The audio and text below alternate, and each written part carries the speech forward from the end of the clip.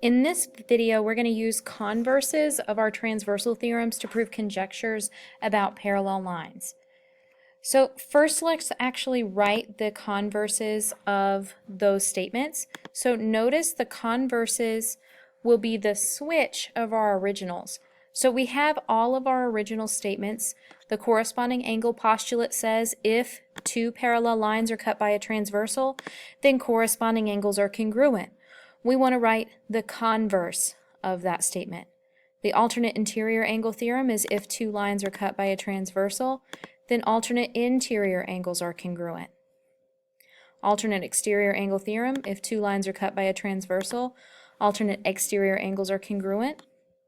Same side interior or consecutive interior angle theorem. If two parallel lines are cut by a transversal, same side interior angles are supplementary. And then lastly, the same side exterior angle theorem. If two lines are cut by a transversal, then same side exterior angles are supplementary. Remember, when we are looking at conditional statements, they're always in that form if and then. And that if hypothesis part is what we're given as information, and that conclusion is what we're trying to prove. So we're given that we have parallel lines being cut by a transversal, and we can prove those angle relationships. So what I'd like you to do is pause here and write the converse of each postulate and theorems, and we're going to get ready to use those to prove some properties. Now, notice in each one of these statements, we're starting with having parallel lines, and we're proving stuff about angles. So we are starting with parallel lines, and we're proving angle relationships. As we look at the converse statements, we have if two lines are cut by a transversal so that corresponding angles are congruent, then the lines are parallel.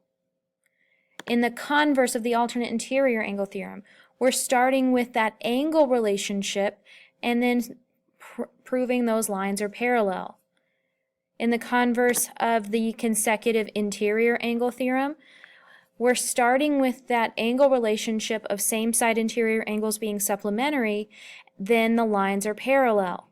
Notice how each one of these statements is starting with that angle relationship and proving parallel lines. Notice how that is exactly opposite from what we had, which is why they're the converse of those statements. Remember, the converse just switches things around. So instead of our hypothesis being about parallel lines, our hypothesis is about our angle relationships. And so what we're going to be given is certain angle relationships.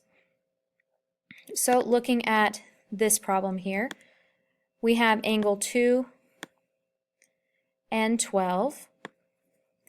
Using the diagram above, if the measure of angle 12 is 8x plus 4 and the measure of angle 2 is 9x minus 7, find the value of x so that line S is parallel to line P.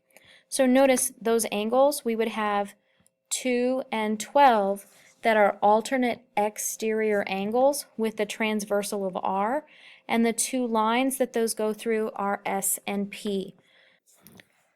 So if we look at angles 2 and 12, those are alternate exterior angles. And alternate exterior angles are supposed to be congruent when the lines are parallel. So in order to prove that S is parallel to line P, we would have to know that those angles are congruent. So the value of x that we're looking for is going to make those angles congruent. So I know because those angles are supposed to be congruent, I would set those angles equal to one another. So measure of angle 12 is equal to the measure of angle 2. 8x plus 4 equals 9x minus 7. So subtract 8x and add 7 to both sides, and we get that x is 11. Now, that's the value of x that's going to make those alternate exterior angles congruent. If we were to plug in 11, 8 times 11 is 88. 88 plus 4 is 92. So we're going to know then that the measure of angle 12 is 92. Then also, the measure of angle 2 is 9 times 11, which is 99, minus 7, which is 92.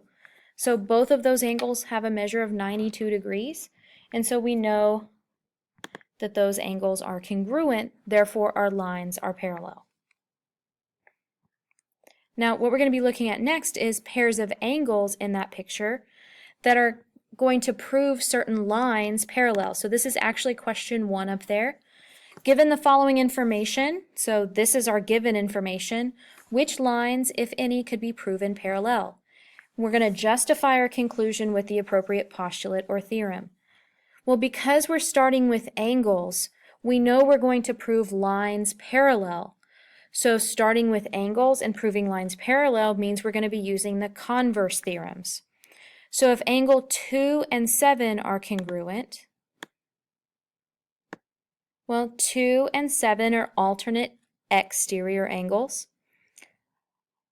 Alternate exterior angles are supposed to be congruent when the lines are parallel. Now, S would be the transversal, so lines R and Q would have to be the ones that would be proven parallel. So R would be parallel to Q by the converse of the alternate exterior angle theorem. Now, 2 congruent to 9. Angle 2 and 9 are corresponding angles. So if we're proving those congruent, or if we're given that those are congruent, then we can prove that S and P would be parallel to one another, and R would be our transversal that cuts through both of those angles. So S would be parallel to P by the converse of the corresponding angle postulate. Because we're proving lines parallel and starting with our given information as angle relationships. All right, 8 is supplementary to 13.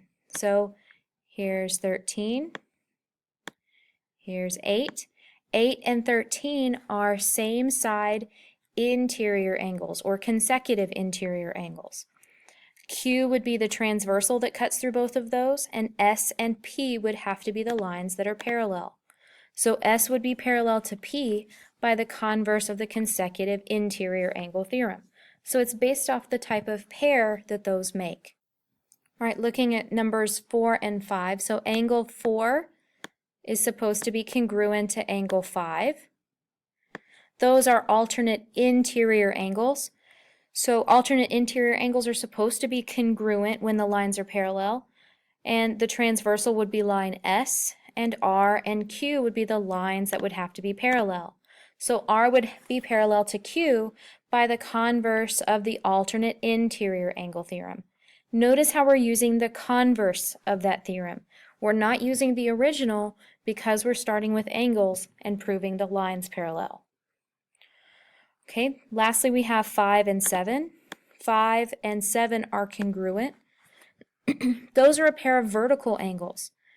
Notice how we don't know which one would be our transversal, whether it would be S or Q, and we don't have a set of parallel lines that those might possibly create.